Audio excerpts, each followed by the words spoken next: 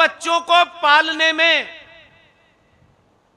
इतनी तकलीफें हैं उनको, क्योंकि उन्होंने अपने चारों तरफ एक भौतिकवाद का, मटीरियलिस्टिक जिंदगी का, बड़ी कार, बड़ा बंगला, बड़ा ऐशो आराम की चीजें, एक ऐसी दुनिया खड़ी कर ली है कि जिंदगी उसको बचाने में निकल रही है। इसलिए दो बच्चों, भाई इससे ज्यादा हमारे हुए तो पाल नहीं पाएंगे। सुभाष चंद्र बोस 14 भाई बहन थे, उनका नंबर 9वां था और पिताजी ने उनसे यह बहस कर दी कि क्या तुम ये आजादी की बातें करते हो, तुम पढ़ना नहीं चाहते, तुम कमजोर हो, तुम डरपोक हो। सुभाष चंद्र के दिल पे लग गई। सुभाष चंद्र बोस ने, जो आज हमारे यहां एग्जाम होता है आईएएस का, उस जमाने उसे आईसीएस कहा करते थे जब यह गुलाम था भारत। अपने पिता की इस बात से उनको चोट लगी कि उनके पिता ने कहा कि ये राष्ट्रवाद की बातें, देश को जगाने की बातें, देश में क्रांति लाने की बातें इसलिए करता है कि ये पढ़ना नहीं चाहता, चुनौतियों को देखना नहीं चाहता। परिवार कोई बहुत अमीर नहीं था, लेकिन उन्होंने अपने पिता के उस तंज को अपने दिल पे लिया। आईसीएस के एग्जाम में बैठे, लिस्ट में नाम ही नहीं आया, मायूस हुए। पता चला लिस्ट आउट हो गई है, लेकिन 4 नाम थे, वो उन टॉपरों के दूसरे दिन आने थे, उसमें सबसे ऊपर उनका नाम था। सुभाष चंद्र बोस ने अपने पिता से कहा, आप कह रहे थे, मैंने सिर्फ आपके उस तंज के कारण, उस वाक्य के कारण वो मुझे लग गया कि शायद आप ये समझ रहे हैं कि मैं अपनी जिम्मेदारियों से भाग रहा हूं और इस देश की लड़ाई को लड़ने का मैं ढोंग कर रहा हूं। आपकी जिद मैंने रखी, वो चले गए। उसके चरित्र को अगर हमारी माओ बहनों ने और हमारे पिता ने और भाइयों ने कहानियों में बताया होता तो 70 साल में फूल वाले चचा पैदा ना होते, हजारों सुभाष पैदा होते। सुभाष चंद्र बोस ने चाटुकारों की जो दुकान थी इंडियन नेशनल कांग्रेस, उसमें ज्यादातर चाटुकार थे। उस दौर में भी कांग्रेस पार्टी का चुनाव लड़ा और अध्यक्ष बन गए। और गांधी जी अंग्रेजों के कहने पे, क्योंकि उनको मालूम था कि अंग्रेजों को चुनौती इसी आदमी से मिलेगी, तो गांधी जी को समझाया और गांधी जी यही काम करते रहे अंतिम समय तक। सुभाष से बोले, मैं चाहता हूं तुम इस्तीफा दे दो। सुभाष को कांग्रेस पार्टी की अध्यक्षता से कुछ लेना देना नहीं था। एक बार कहा, दूसरे बार में इस्तीफा दे दिया। वो समझ गए ये दलालों की दुकान है, छोड़ के चले गए। पूरी दुनिया में घूमे, रोए नहीं, भीख नहीं मांगे, मेरे पास ये नहीं है, मैं ये कैसे करूं, मैं वो कैसे करूं। अगर आग यहां लगी होती है तो गली गली भागने में मजा आता है। वो चले गए विदेश, पूरी दुनिया में भारत का पक्ष रखा और वो समझ गए कि भारत के अंदर समाज को जागृत करना है तो उसमें पुरुषार्थ पैदा करना होगा। यह घटना मैं किसी कारण से सुना रहा हूं। सुभाष दुनिया भर में लौटने के बाद उन्होंने अपनी एक सेना बनाई, INA, इंडियन नेशनल आर्मी। उसे बना करके वो वापस लौटे और आप ताज्जुब देखिए, ब्रिटिश साम्राज्य भारत में था, ब्रिटिश साम्राज्य ने अपने दलालों को फिट कर रखा था। उन्होंने उसके बावजूद भी उस ब्रिटिश इंडिया में चुनौती दी और 21 अक्टूबर 1943 को भारत की आजादी की घोषणा की। बैंक भी चलाया, स्टाम्प भी जारी किया, फौज भी बनाई, लेकिन कांग्रेस पार्टी के लोग जो दलाल थे उन्होंने उसको मान्यता नहीं दी। दुनिया के 11 राष्ट्रों ने सुभाष चंद्र बोस की भारत की आजादी को मान्यता दी थी। आज का यूएसएसआर 1000 गुना ताकतवर था, उसमें वो भी शामिल था। सुभाष हिम्मत नहीं हारे। यह बात मैं इसलिए कहता हूं कि जब आपको यह गलतफहमी होती है कि आप इंडियन नेशनल कांग्रेस को जानते नहीं हैं। अगर कोई पागल पैदा हो जाए तो डॉक्टर यह पता करता है कि इसके घर में कोई पागल तो नहीं था 100 साल पहले, लेकिन अब आपको पता नहीं चल रहा है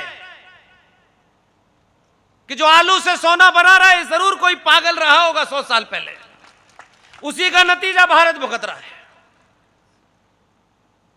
इसलिए जड़ में जाइए। एक वैद्य, एक डॉक्टर बिना जड़ में जाए बीमारी की खोज नहीं कर सकता है, लेकिन हम जानबूझकर नहीं जानना चाहते। इंडियन नेशनल कांग्रेस कब बनी थी, किसने बनाई थी और क्यों बनी थी, हमने नहीं जाना।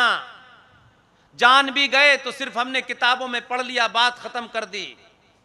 1857 की जो सशस्त्र क्रांति हुई थी, जब अंग्रेज आमने सामने आ गए थे, कई अंग्रेज अफसर मारे गए 1857 के विद्रोह के कारण। अंग्रेज बहुत समझदार लोग थे। 1857 को जब उनको पता चला कि भारतीय क्रांतिकारियों के सामने सीधे तौर पे अंग्रेज अफसर आ गया है और उसमें काफी सारे अंग्रेज मारे गए, उन्होंने 57 से उसकी दवा ढूंढना शुरू की और दवा ढूंढी उन्होंने। और उत्तर प्रदेश में एक शहर है, गुजरात के लोग भी उसका नाम जानते होंगे। उस शहर से उत्तर प्रदेश का मुख्यमंत्री बनता था किसी जमाने। उस शहर का नाम है इटावा। इटावा में एक कलेक्टर था, ब्रिटिश कलेक्टर था। उस कलेक्टर को एक एजेंडा दिया गया, वो कलेक्टरी भी करता रहा और उस एजेंडे पे काम करता रहा। 1857 अंग्रेजों ने कहा दोबारा नहीं होना चाहिए, इसका रास्ता ढूंढो। 57 की घटना को ढूंढते ढूंढते उन्होंने ये एजेंडा, ये पूरी तैयारी आपने इटावा में एक अंग्रेज कलेक्टर था उसको सौंपी और आपको पता नहीं चलने दिया, क्योंकि हम तो कहीं और ही बिजी थे। और एक दिन 1885 में इटावा का कलेक्टर जिसे यह जिम्मा सौंपा गया, उसका नाम था A.O. ह्यूम। उसने 1885 में कांग्रेस पार्टी की नींव रखी, वो फाउंडर था। क्या कभी यह सुना है आपने कि जिन्होंने आपको गुलाम बनाया है वही आपकी आजादी के लिए कांग्रेस की नींव रख रहे हैं? यह सुनाई देता है, समझ में आता है कभी आपके? और उसने उसकी नींव रखी और कहा कि भारत के अंदर ये जो क्रांतिकारी आंदोलन है, इन क्रांतिकारियों के बीच में बातचीत करने के लिए अंग्रेजी बोलने वाले, शाम को वो रंगीन गिलास पीने वाले ऐसे अंग्रेजी दां हिंदुस्तान में हिंदुओं को ढूंढा और उनका संगठन बनाया। उसका नाम इंडियन नेशनल कांग्रेस रखा। और उसके बाद वेबर से लेकर के हंटर तक कोई 7 के आसपास अंग्रेज इंडियन नेशनल कांग्रेस के अध्यक्ष रहे। अगर आज की परिस्थिति में पूछूं जो ये बता रहे हैं कि आलू से सोना बनता है, हमने कांग्रेस पार्टी ने ये किया। कांग्रेस पार्टी के तुम छोटे से दलाल थे और कुछ नहीं थे। उन्होंने अपना एजेंडा किया, उसके बाद से कभी अंग्रेज क्रांतिकारियों के सामने नहीं आया। और एक साहब यहां से बैरिस्टर बनने गए थे, उनसे कहा ये बैरिस्ट्री के कपड़े उतारिए, लंगोटी बांधिए कि भारत का आम गरीब आदमी आपको देखते ही भावुक हो जाए। उन्होंने भी अपनी बैरिस्ट्री छोड़ी और उस कार्टून को पूरे देश में घुमाया। और देखिए कैसा मजाक है, हजारों साल की कहानी नहीं है, 70 साल की कहानी है। जब भी क्रांतिकारियों ने, भारत के आम नागरिक ने अपना शौर्य दिखाया, चाहे चौरा चौरी का मामला हो, चाहे ट्रेन लूटने का मामला हो, फौरन उस लंगोटी वाले को भेजा, नहीं हमें हिंसा नहीं करनी। ऐसा नैरेटिव क्रिएट किया, आज तक आप उस बोझ को ढो रहे हैं। इसलिए बहुत जान सोच समझ के आपके शत्रु ने आपका यह हाल किया है। आज भी बहुत सारे लोग नई नई दुकानें खोल के आ गए हैं। जब भारत राष्ट्र के गांव गांव, शहर शहर लोग जीडी बख्शी को सुनते हैं, कर्नल आरएसएन को सुनते हैं, प्रोफेसर कपिल कुमार को सुनते हैं, जरा थोड़ी देर के लिए सोचिए, 95 से 100 करोड़ बीच में सनातनियों में कोई 78 साल का है, कोई 72 साल का है। जीवन का कोई कमी उनके दिल में नहीं है, कोई पद प्राप्ति की चाह नहीं है। अगर वो टेलीविजन पे बैठ करके भी इस्लामिक जिहादियों को तर्कों से, तथ्यों से डिमोलिश करते हैं और रात के 2-2 बजे भाषण भी दे सकते हैं, तो फिर क्या इस देश में पुरुषार्थियों की कमी है क्या? अगर इतने से भी इतनी बड़ी क्रांति हो सकती है, तो फिर मैं समझता हूं कि आपको मक्कारों और दलालों को नहीं सुनना चाहिए। बहिष्कार करिए उनका, जो आपको आज के दिन भी झूठ बोल रहे हैं, जो हर छोटी बात को अपने एजेंडे के हिसाब से घुमा रहे हैं। वो कहते तो हैं कि हम सनातनियों की रक्षा के लिए हैं, लेकिन सनातनियों के हत्यारे हैं, सुपारी किलर हैं ये। आप जाग ना जाएं, आप जाग जाएंगे तो प्रतिकार करेंगे, और प्रतिकार करेंगे तो लोग उनसे सवाल पूछेंगे कि ये दुकान क्यों चला रहे हो भाई, जब हिंदू ही इस देश में गली गली मारा जा रहा हो, कश्मीर भी बन रहा हो, केरल भी बन रहा हो, बंगाल भी बन रहा हो, तब फिर आपके होने न होने का फायदा क्या है? ये सवाल न पूछे, इसलिए वो आपको उधर नहीं ले जाना चाहते। कश्मीर बन गया मुंह बंद, बंगाल में बहनों की, बेटियों की इज्जत चौराहे चौराहे लूटी जा रही थी। टेलीफोनों पे कहा जा रहा था अपनी बीवी को 2 दिन के लिए भेज दो, तब मैं तुम्हारा मकान खाली करूं। यह खुल्लम खुल्ला हो रहा था। भारत के लोकतंत्र की रक्षा करने के लिए हर राज्य में एक राज्यपाल होता है। बंगाल का राज्यपाल सड़क पे खड़े होकर के घंटों रो रहा था। ये 2022 के भारत का सीन है। एक राज्यपाल इतना मजबूर था, इतना दीनहीन था, संवैधानिक पद पे बैठा था, लेकिन खड़े होकर रो रहा था और कहा कि मैं तुम्हें नहीं बचा सकता। तो तुम किस लिए जिंदा हो? किस लिए गवर्नर बने हो? कौन सी चाहत में बने हो? अब इस 80 साल की उम्र में तुम्हारी कौन सी ऐसी ख्वाहिश है कि तुम कहते कि अगर मैं संविधान की रक्षा नहीं कर पाता मैं इस्तीफा दे देता हूं, अगर मैं कुछ नहीं कर सकता। लेकिन चिपके रहना सनातनी हिंदू की आदत बन गई है।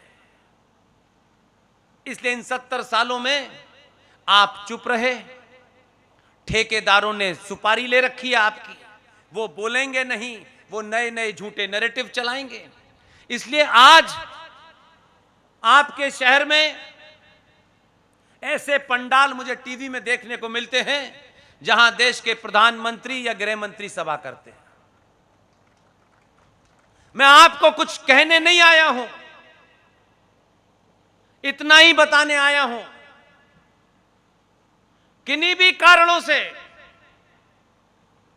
कौन कड़वा पटेल है, कौन लौवा पटेल है, कौन ब्राह्मण है, कौन ठाकुर है, कौन दलित है, कौन यादव है, मेरे मूल में यह नहीं है। अगर आज भी जो भारत मुझे दिखाई दे रहा है, आपको लगता हो 20 राज्यों में सरकार है, मजबूत केंद्र में सरकार है, इससे भी ज्यादा मजबूत हो जाएगी, तब भी कुछ नहीं होने वाला। सरकारों के हाथ बंधे होते हैं। मैं समाज की जागृति की बात इसलिए करता हूं, 90 करोड़ में से 25 करोड़ लोग जागृत हो गए। मैं आपको दावे के साथ कहता हूं, मेरी बात लिख के रख लीजिए, कोई जरूरी नहीं है कि मैं 500 साल तक जीऊं।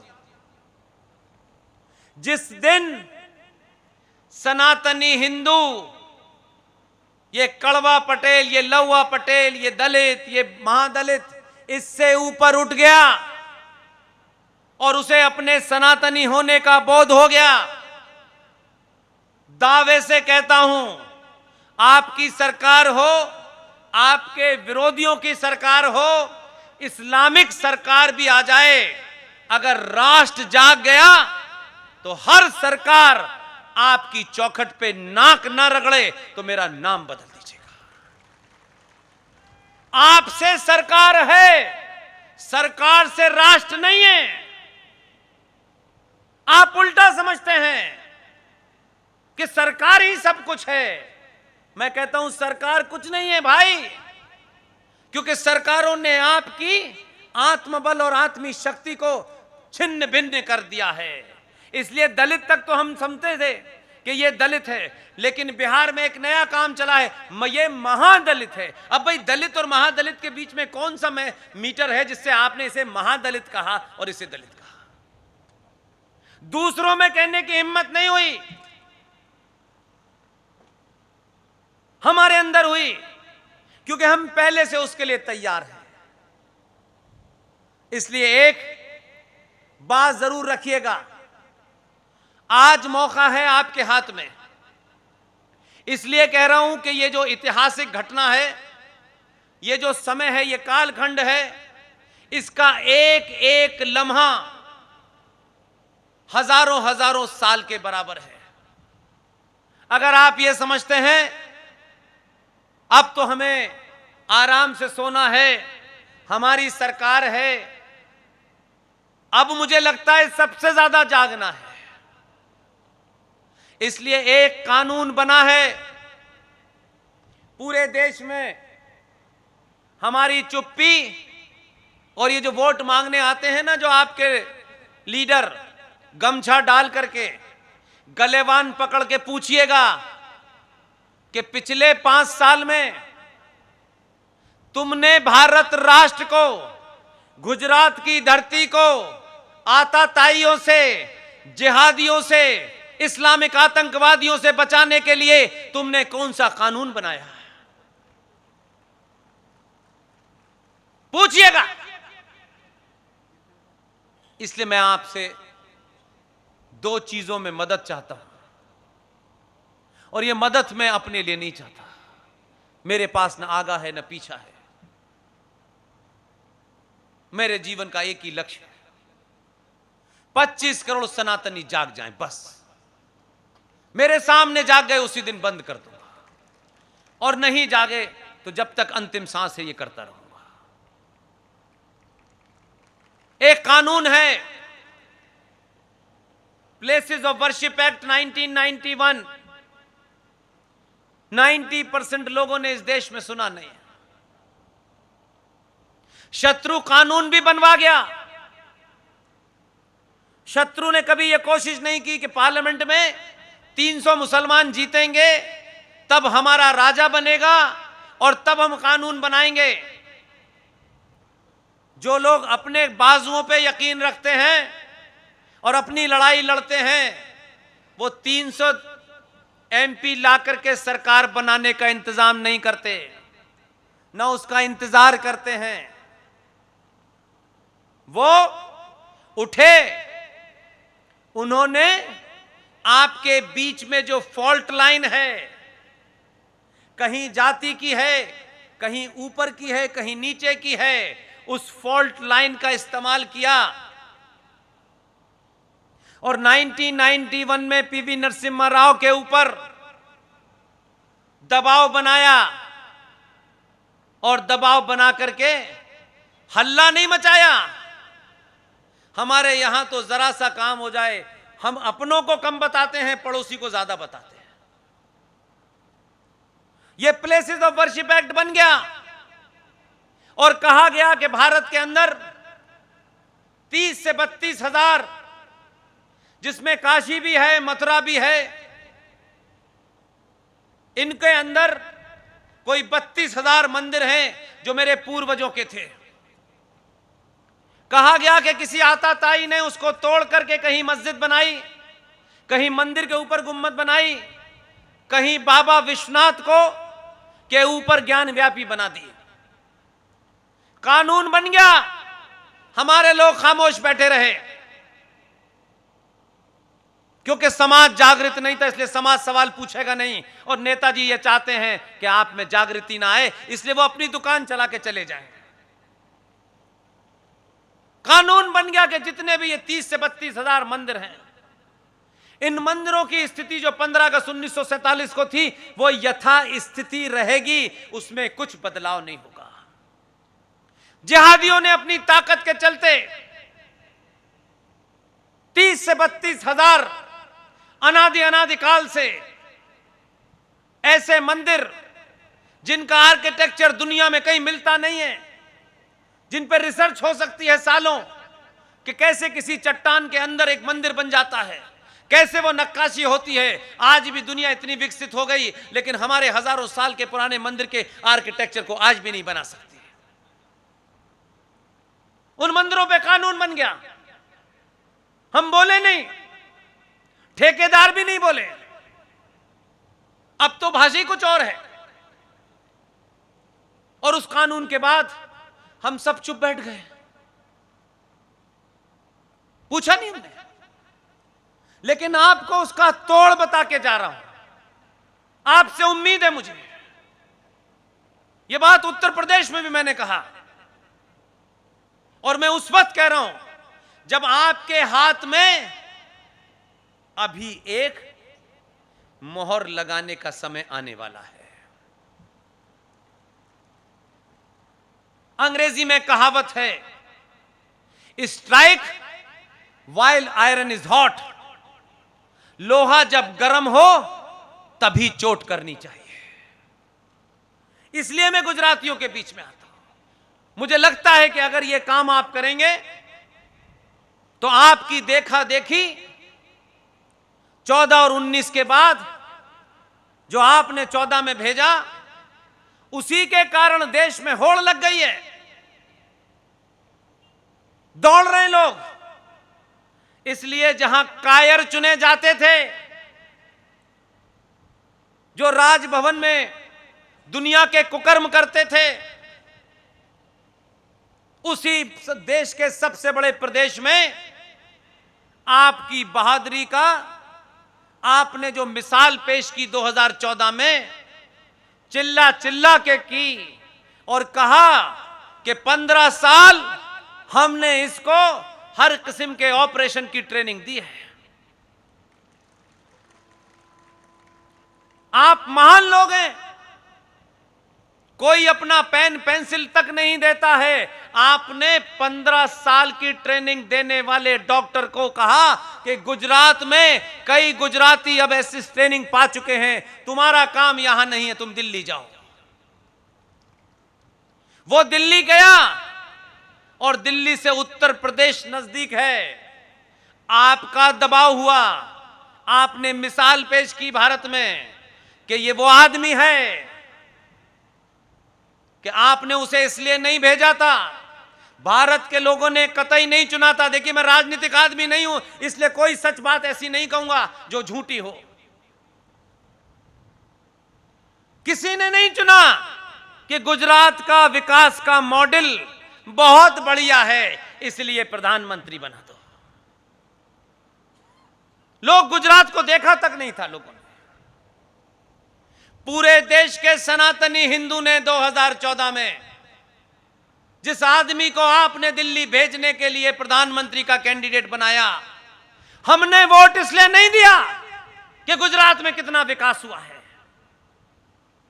हमने वोट इसलिए दिया कि मीठा खाना खाने वाले लोग, इनको अहोश आ गया तो ये समझ गए इस्लामिक आतंक जिहाद का जवाब ये 2002 में उन्हीं की भाषा में देता है।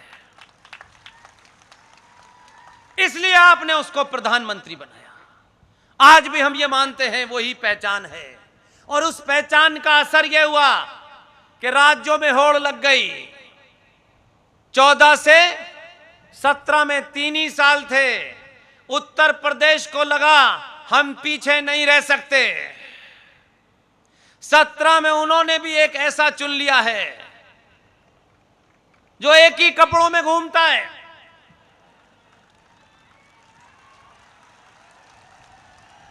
कुछ नहीं कहता, किसी स्कूल में नहीं गया, कोई डिग्री नहीं है। यह भी परंपरा आपने रखी। आपने कहा डिग्री वालों को, मार्कशीट वालों को अपनी नौकरी और डिग्री से बड़ा प्यार होता है। इसलिए पूरी दुनिया का आप इतिहास उठा के देख लीजिए। जो समाज मार्कशीट हमारी अच्छी हो, हमें बड़ी डिग्री मिल जाए, संकट के समय में डिग्री और मार्कशीट को अपने साथ रखने वाले लोगों ने राष्ट्र कभी नहीं बचाया, क्योंकि उनको डिग्री की चिंता है, नौकरी की चिंता है। ऐसे ही एक आदमी रिजर्व बैंक का गवर्नर था, यूजीसी का चेयरमैन था,